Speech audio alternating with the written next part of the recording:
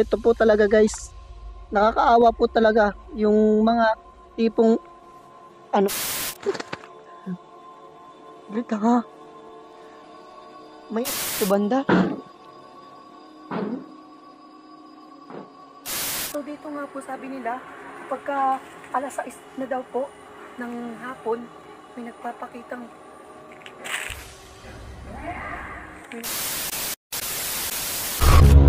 Ayan, titignan po natin.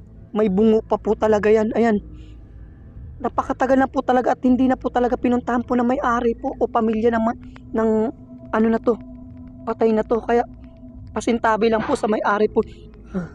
Saglit lang po, may narinig po ako banda.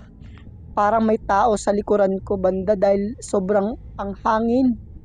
Yan, ang bigat po talaga ng pressure po talaga dito. Yan.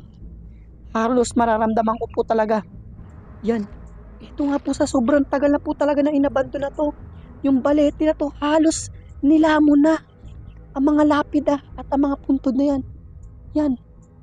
Halos nilamon na po nga talaga. Sobrang matatagal na po to. Ilang years o ilang dekada nabubuhay ang mga balete.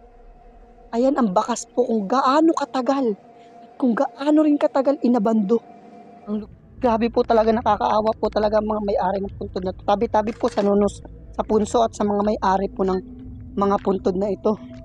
So, grabe po talaga. Napakarami nga pong mga guys. Napakarami. Yan katulad ng mga lapida na yan dito.